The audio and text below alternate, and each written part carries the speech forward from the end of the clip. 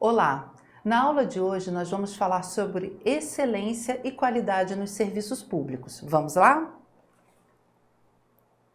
Temos um conceito aqui do Agostinho Paludo que ele vai dizer que a excelência corresponde a uma visão existente na administração pública, segundo a qual, ao se utilizar ferramentas e técnicas da qualidade para promover melhorias contínuas relacionadas aos serviços oferecidos ao cidadão, o que inclui treinamento e a motivação dos servidores, se estará caminhando rumo à excelência nos serviços públicos. Então, o ponto de partida quando a gente fala de excelência e qualidade nos serviços públicos é que a administração pública, ela precisa conciliar a excelência, que é a qualidade,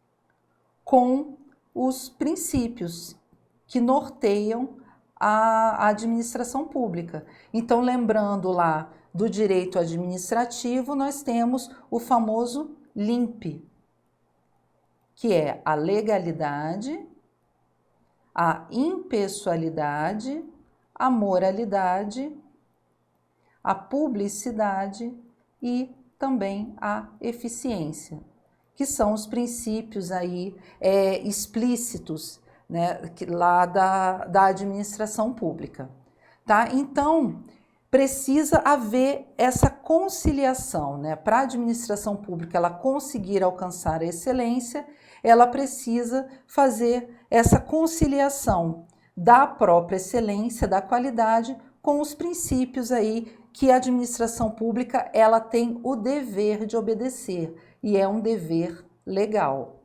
Tanto que esses princípios eles estão lá na nossa Constituição. Então, a administração pública, para agir, ela precisa seguir esses princípios. Então, não são leis, normas e as técnicas que vão caracterizar uma gestão pública como sendo de excelência, né? Apesar da administração pública ter que seguir esses princípios, vão ser os chamados valores essenciais que precisam ser aí internalizados pelos servidores.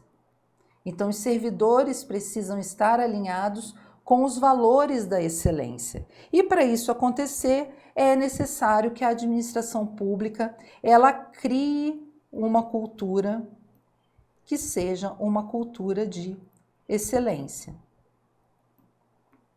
Então, é dessa forma, pessoal, que a administração pública ela vai aplicar os conceitos de excelência, os conceitos de qualidade no âmbito público, né? Porque a gente conhece os conceitos de qualidade como as organizações privadas, o que elas precisam fazer para chegar num padrão de qualidade, num padrão de excelência.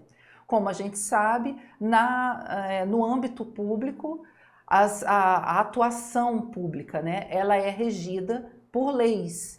Então, a administração pública ela é obrigada a seguir leis, né? Ela só pode fazer aquilo que as leis dizem para ela que ela pode fazer. Então, ela segue princípios, ela segue leis, e aí existem algumas diferenças relacionadas à questão da qualidade e da excelência no setor privado e no setor público também. Nessa aula, a gente vai abordar só a excelência e a qualidade nos serviços públicos, ou seja, dentro do âmbito público, na esfera pública, mas a gente também tem aula, né, que fala aí sobre excelência, sobre qualidade nas organizações privadas, na esfera privada, que também é interessante que vocês assistam para conseguir diferenciar, né? Porque se a gente começa a trazer as características do âmbito privado aqui para essa aula, vai acabar ficando muito repetitivo, tá bom? Então eu sugiro que vocês vejam também a aula sobre excelência e qualidade na área privada. Então vamos voltar aqui, né, para os nossos slides, porque, como eu falei, a administração pública ela vai ter que criar uma cultura de excelência. E a gente vai ver agora o que abrange essa cultura de excelência.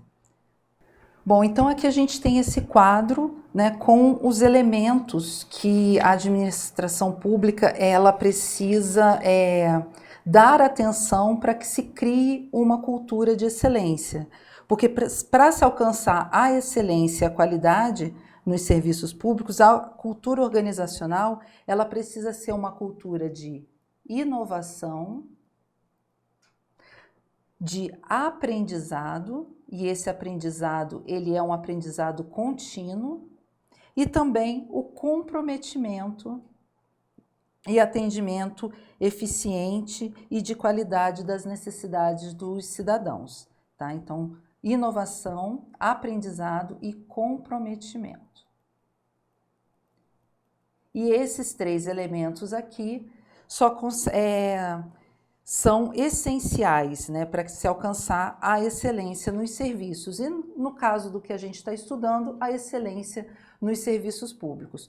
Porque as mudanças são necessárias para poder adequar a atuação pública direcionada para esse atendimento do chamado usuário cidadão. Então, mudanças essas que vão abranger todos esses elementos que nós colocamos aqui no quadro.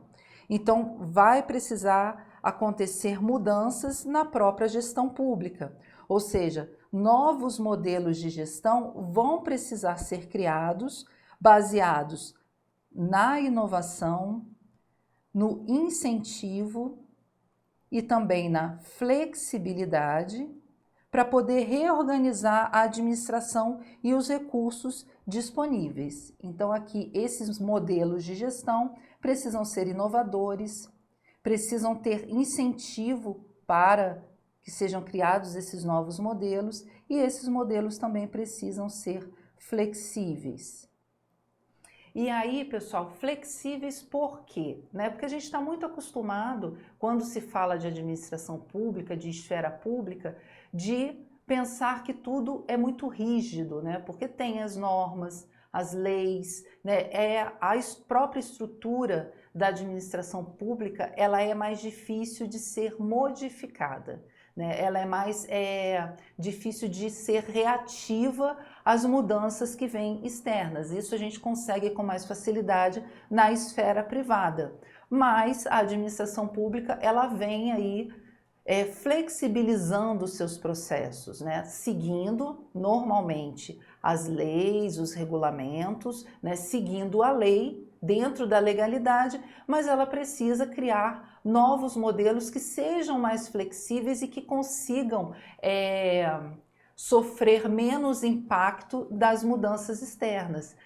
Quando vem uma mudança externa, seja uma mudança econômica, política, seja em que âmbito for, essas mudanças elas consigam ser absorvidas pelo modelo de gestão da administração pública para que ela não pare de prestar os serviços à sociedade, aos cidadãos. Então, a administração pública ela não pode parar. Então, por isso até mesmo que tivemos a mudança da administração burocrática para uma administração gerencial, uma administração que consiga ser mais flexível. Não tanto quanto na esfera privada, como a gente falou, mas a administração pública vem, dentro do possível, se adaptando para ser mais flexível. Então, vamos seguindo aqui no quadro, que também outro elemento que precisa sofrer mudanças aí são as condições de trabalho. Então, precisa haver um ambiente de trabalho que seja adequado, um ambiente que seja capaz de motivar os servidores, que são as pessoas que vão fazer com que a administração pública aconteça, que as organizações públicas elas funcionem. Então, um ambiente de trabalho adequado que seja capaz de motivar os servidores a prestarem aí os serviços e os atendimentos de excelência. Recursos humanos, é necessário que exista uma capacitação contínua para que seja, então, desenvolvida uma nova cultura de atendimento. E isso se consegue com capacitação, né, mostrando para os servidores a importância de atender com qualidade a sociedade. Tá? Outro elemento aqui importante são as novas tecnologias que vão trazer aí melhorias nos processos de trabalho, fazendo com que esses processos eles sejam mais rápidos, que eles consigam atender com excelência as necessidades dos cidadãos. Então, os processos, dentro dessa flexibilidade, desse novo modelo de gestão, ele precisa ser um processo que seja rápido, né, que atenda com celeridade. E as novas tecnologias, elas não podem ser ignoradas pela administração pública. Elas precisam ser absorvidas pela administração pública, como a gente vê que já tem acontecido bastante. As novas tecnologias, além de melhorar os processos de trabalho, consequentemente, melhoram também a comunicação. Então, um exemplo que a gente tem de novas tecnologias são a utilização dos aplicativos, né? Então, voltando um pouquinho lá atrás, né? Quando a gente precisava de determinados serviços públicos, a gente ia naquele órgão específico. Depois de um tempo, começaram a fazer centralizar esses serviços em um local específico, né? Então, por exemplo, aqui em Brasília, onde eu estou, a gente tem os postos do Na Hora. Então, ali você conseguia resolver problemas de certidões, questões relacionadas à energia, à água, tirar passaporte. Então, você tinha dentro de um mesmo espaço físico vários órgãos ali fazendo atendimentos. Hoje, esses postos ainda existem, mas você já tem uma nova possibilidade que é proporcionada pela tecnologia, né? Hoje em dia a gente tem o aplicativo, né, do GovBR. Ali você consegue fazer muita coisa, você acessa vários programas de governo, você consegue resolver questões de certidões e outros serviços, tudo dentro de uma plataforma que você acessa via aplicativo no seu celular, acessa via internet. Então a gente vê, né, que as novas tecnologias elas chegam e que a administração pública, seja ela lenta ou rápida, ela tem absorvido isso e tem gerado aí um impacto satisfatório para todos nós, né, para a sociedade. Ah, mas aí vocês podem se perguntar, Isabel, mas o serviço não funciona, isso, aquilo. Ok, né? A gente não está discutindo o mérito, se funciona ou se não funciona. A gente está discutindo que existe e que isso é algo que pode ser absorvido pela administração pública, está sendo absorvido e que está contribuindo aí para se criar uma cultura de excelência, tá bom? Então, voltando aqui para o nosso quadro, novas tecnologias a gente já viu, agora a gente vai ver conceitos e ferramentas de qualidade, que é a implantação, né, desses conceitos e dessas ferramentas que vão auxiliar a administração pública a chegar à excelência e à qualidade nos seus serviços públicos. Gestão do conhecimento, que é muito importante, né, que é a administração trazer um ambiente favorável, criar um ambiente favorável para a criação de conhecimento. E além da criação do conhecimento, esse ambiente também ser favorável para o armazenamento, o compartilhamento e também a incorporação desses conhecimentos aos produtos, aos serviços e aos sistemas. Porque de nada adianta a gente ter conhecimento e a gente não aplicar. Então, a administração ela até pode gerar um ambiente favorável para a criação do conhecimento, mas o que ela vai fazer com esse conhecimento?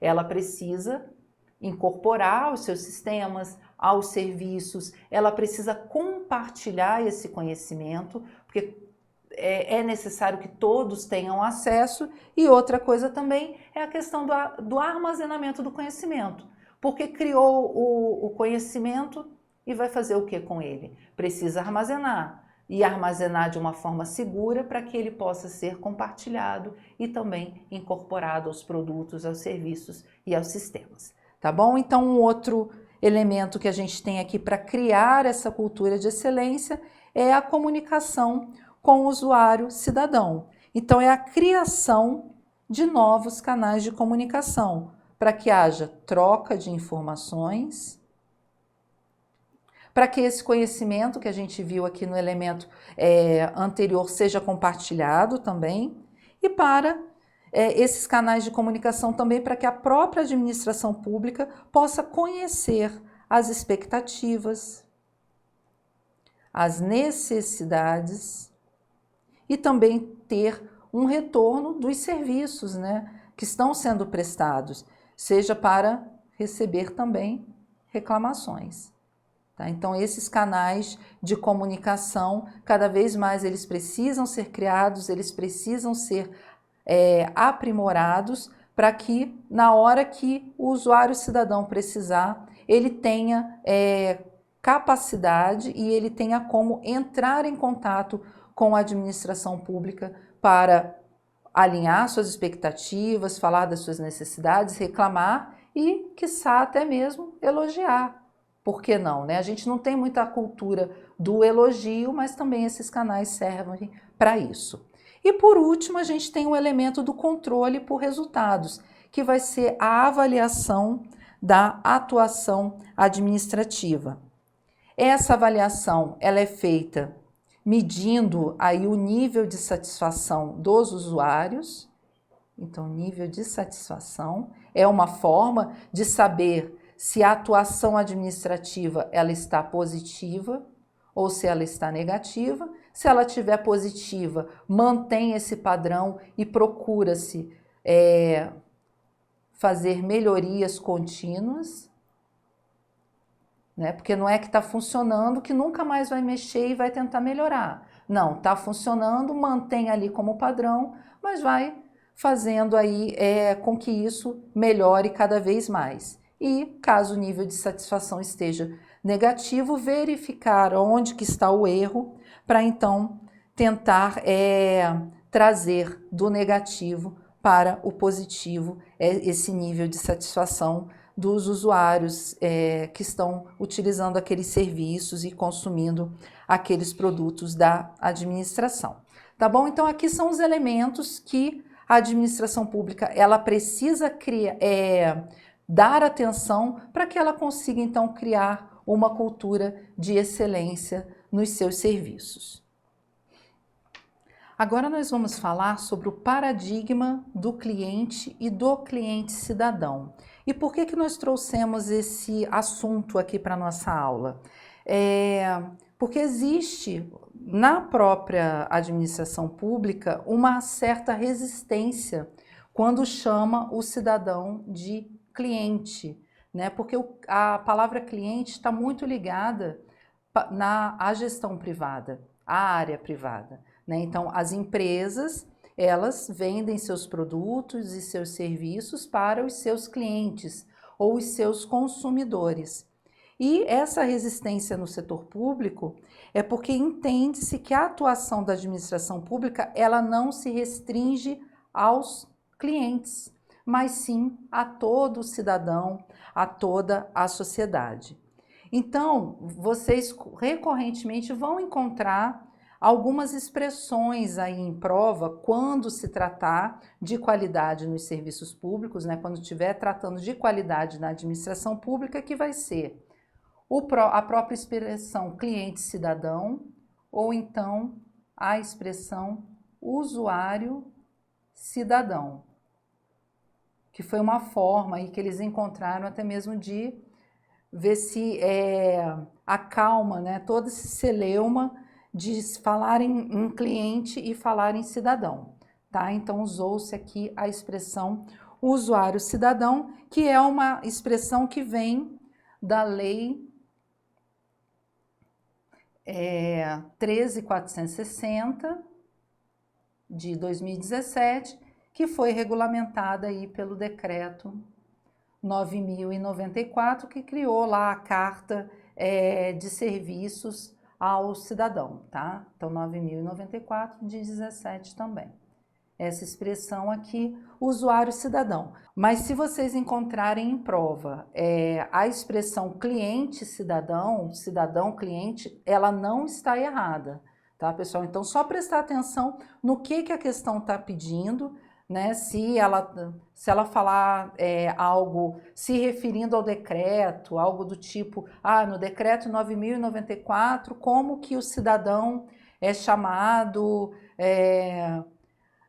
nos serviços públicos, na hora da prestação dos serviços públicos, ou algo do gênero, né? Ao menos que faça uma referência muito específica ao decreto, que eu acredito que não, aí sim usuário cidadão. Mas se a questão vier falando de cliente cidadão, não tem problema nenhum, tá? Não vai trazer nenhum prejuízo ao entendimento do conteúdo da questão e também para que vocês possam fazer, marcar a alternativa correta. Tá? Então, nós trouxemos esse quadro aqui para a gente ver exatamente a diferença, né, do cliente na gestão privada, esse paradigma do cliente na gestão privada e o paradigma aí do cliente cidadão na gestão pública. Porque a gente sabe que os objetivos da gestão privada e da gestão pública são totalmente diferentes. Na gestão privada, lucro e competitividade é o quê? É a finalidade principal de uma empresa privada, né? Ela, até mais do que a competitividade, é o lucro, mas ela quer ser competitiva no mercado, né? Porque quanto mais competitiva, mais ela consegue vender, mais lucro ela vai ter. Do lado aqui da gestão pública, qual é a finalidade principal da gestão pública? É prestar serviços à sociedade. A finalidade ao prestar esses serviços à sociedade é oferecer o bem-estar comum. Então, as empresas privadas, elas prestam serviços, elas vendem produtos porque elas estão atrás do quê? Do lucro, e elas querem ser competitivas no mercado. A gestão pública, ela presta serviços à sociedade porque ela tem o dever de proporcionar o bem-estar comum a todos, tá? Então, aqui a gente começa já a ver as diferenças de um e de outro. A gestão privada, ela tem a preocupação em satisfazer o cliente porque ela tem o quê? Ela tem um interesse. Qual é esse interesse? Que a gente falou aí acima, ela tem um interesse do lucro. Já a gestão pública, qual é o interesse dela? Ela tem um dever, que é o dever legal de satisfação das necessidades da sociedade. Então, o trabalho da gestão pública, ela está alicerçada nesse dever, que é um dever legal de proporcionar o bem-estar a todos, o bem-estar comum. A gestão privada possui metas de competitividade, então ela quer se manter no mercado e conquistar cada vez mais espaço, então ela tem essas metas, ela busca cada vez mais aumentar a sua competitividade, enquanto a gestão pública, ela está buscando o quê? A excelência no atendimento, a qualidade no atendimento com o menor custo possível, tá? Então é isso que a gestão pública ela almeja, né? É prestar esses serviços com excelência e com o menor custo possível. Na gestão privada, o cliente, e aqui a gente entra nesse paradigma, né, do cliente cidadão, o cliente ou o consumidor, ele faz o quê? Ele remunera diretamente a empresa. Ele contratou a prestação do serviço, ele comprou aquele determinado produto, ele paga ali diretamente àquela empresa. Na esfera pública, na gestão pública, o cliente cidadão, ele vai fazer o quê? Ele vai remunerar a administração pública de forma indireta. Por meio de quê? Por meio de um pagamento de um imposto.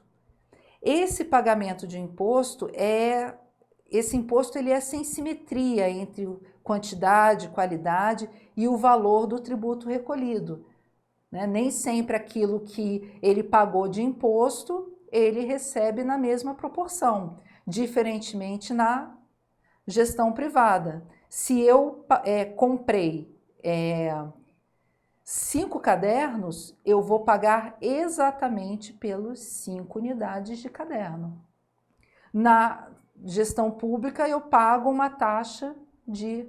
taxa não é imposto, né, gente? Não é isso. Mas eu pago o meu imposto de renda, né? Então, esse dinheiro que eu paguei de imposto de renda, ele precisa retornar para mim em forma de quê?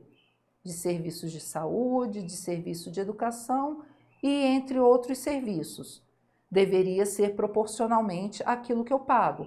Não é, tá? Então, qual é a diferença aqui? Remunera diretamente e na gestão pública remunera indiretamente e o valor, não existe uma simetria entre o que eu pago e o que eu recebo, enquanto na gestão privada existe essa simetria. Eu pago exatamente por aquilo que eu estou adquirindo.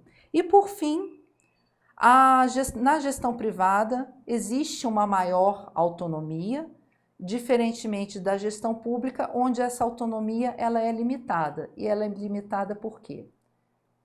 Ela é limitada pelas leis, pelas normas, pelos regulamentos. Então, a gestão pública ela não tem essa autonomia, né, essa liberdade, digamos assim, de atuação na mesma proporção que a gestão privada ela tem, né? A gestão privada tem muito mais autonomia de ação do que a gestão pública. E aí é que a gente começa a ver, né, que dentro dessas diferenças a gente percebe como que é o cliente dentro da gestão privada e como é o cliente cidadão ou usuário cidadão dentro da gestão pública. Beleza? Então vamos seguindo aqui um pouquinho para a gente ver aqui esse quadro, onde tem mais ou menos uma linha do tempo dos programas de qualidade que aconteceram ao longo do tempo na administração pública federal. Então a gente tem esse histórico e as características aí desses programas de qualidade. Desde o momento que essa temática da qualidade começou a aparecer no Brasil, né, na administração pública brasileira, até os dias de hoje, chegando no chamado GES-Pública, né, que é o ponto aí principal da nossa aula de hoje, né, porque os outros programas eles aconteceram, mas eles não aparecem tanto assim em prova, né, o que vai interessar para a gente é esse último programa aqui, criado em 2005. Tá, então, rapidamente, a gente vai ver aqui os programas ao longo do tempo, né, em 91 a gente teve o programa Qualidade e Produtividade, que teve uma finalidade de sensibilização e capacitação em relação à qualidade, porque era algo muito novo, então precisava dessa sensibilização, dessa capacitação para que as pessoas conhecessem, né, os servidores conhecessem e conseguissem começar a trabalhar com a qualidade. Em 96, o programa Qualidade e Participação, onde já veio a questão da avaliação, da premiação também. Então, os órgãos que conseguiam já trabalhar os conceitos de qualidade e aplicar esses conceitos nas suas atividades, nos seus serviços, começaram a ser avaliados e premiados. Em 98, tem esse Prêmio Nacional de Qualidade também. Em 1999, o programa Qualidade no Serviço Público, que aí foi a finalidade de melhorar a gestão e também os serviços, porque até aqui para trás, 98, 96, 91, era muita questão de melhorar os serviços e pouco foco na gestão. A partir de 99, esse foco vem com bastante força para a questão da gestão. E em 2005, então, é criado o Programa Nacional de Gestão Pública e Desburocratização, o chamado GES-Pública, criado em 2005, que foi para melhorar o serviço e aumentar a competitividade, dentro da administração pública federal. E o que é interessante a gente saber aqui do GES-Pública? Que o GES-Pública, ele tem o foco na gestão, né? Então, melhorar o serviço, mas melhorar o serviço através da melhoria da gestão. Por isso é o Programa Nacional de Gestão Pública e Desburocratização dos Processos. Então, tornar esses serviços mais acessíveis, mais fáceis das pessoas chegarem até os órgãos e conseguirem ser atendidos e conseguirem aí resolver os seus problemas, atender às suas necessidades. Importante também a gente saber que o GES-Pública, criado em 2005, ele foi extinto. E ele foi extinto pelo quê? Por aquele decreto que a gente falou um pouco aí para trás, que foi o decreto 9.094 de 2017. E apesar, pessoal, do GES-Pública, né, esse programa ter sido extinto pelo decreto, os conceitos, vou colocar aqui, conceitos, orientações e as ferramentas utilizadas no GES-Pública continuam valendo. Tá? Eles continuam válidos, eles continuam sendo utilizados pela administração pública. E aí um ponto importante que eu quero ver com vocês é o seguinte: nós falamos, né, que o GES-Pública foi extinto pelo decreto 9.094 de 2017. Se vocês encontrarem alguma questão de prova que trate do decreto ou que fale, né, da GES-Pública e cite artigos do decreto de criação dele, essa questão ela é anulável, né? Ela tem possibilidade de ser anulada, porque o GES-Pública como modelo, ele não existe mais, porque ele foi extinto aí pelo decreto 9.094. O que a questão pode trazer é artigos do decreto 9.094 fazendo referência ao GES-Pública, pela sua extinção ou alguma coisa nesse sentido. Mas não pode citar a lei ou o decreto que tenha criado o GES-Pública, né? Porque esse decreto, o GES-Pública não existe mais porque ele foi extinto pelo decreto 9.094. Então, prestar atenção em relação a isso, tá bom? GES-Pública acabou como modelo de gestão, mas os seus conceitos, as suas orientações e as suas ferramentas continuam válidas. A administração pública continua utilizando porque viram que funciona, né? Para dentro do propósito de trazer excelência e qualidade para os serviços públicos, os conceitos de GES-Pública, as ferramentas e as orientações continuam valendo e continuam funcionando, tá certo? Então, aqui a gente, né, eu vou deixar aqui esse quadro para vocês darem um print aí enquanto vocês assistem a aula, porque é um bom quadro para vocês terem, é um quadro resumo para vocês estudarem e verem, né, qual é a dimensão onde foram trabalhados esses programas. Tá? Então, tudo isso aqui vocês conseguem ver nesse quadro que nós trouxemos aí para vocês, tá bom? Então, vamos dar sequência aqui ao nosso estudo para falar do modelo de excelência em gestão pública, que é o MEGP, tá bom? Vamos lá?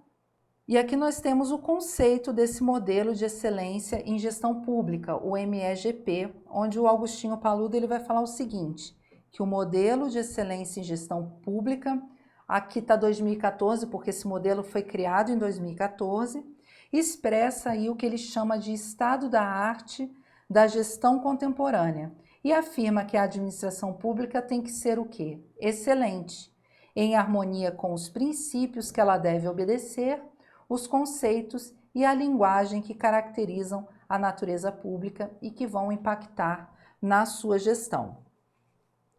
Então, a gente tem aqui a sigla, vocês vão ver bastante essa sigla, MEGP, Modelo de Excelência em Gestão Pública. Algo aqui que a gente já falou, né, que o Augustinho Paludo assim, reforçou quando ele fala do modelo de excelência em gestão pública, é que a administração pública ela tem que ser excelente e ela tem que estar em harmonia com o quê? com os princípios que ela deve obedecer.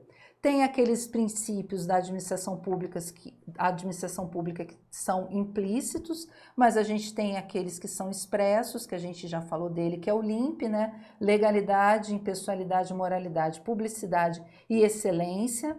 Aqui no TEC a gente tem lá em Direito Administrativo uma aula específica sobre os princípios, né, da administração pública, tanto esses aqui do LIMP, quanto os outros que são implícitos, né, e que estão aí dispostos em outras normas. Então, para vocês aí que estão estudando e que tenha direito administrativo aí no edital de vocês, vão lá olhar, porque também esses princípios da administração pública são assuntos, né, é um dos assuntos, os princípios, que cai muito em prova. Tá? Então, tem que estar em harmonia com os princípios, que deve obedecer. Então, a administração pública, ela é obrigada, ela deve, né? Ela não é que ela pode obedecer, né? Quando a gente fala na expressão pode, é algo facultativo, né? Mas ela deve, é um dever, ela é obrigada a seguir esses princípios aqui.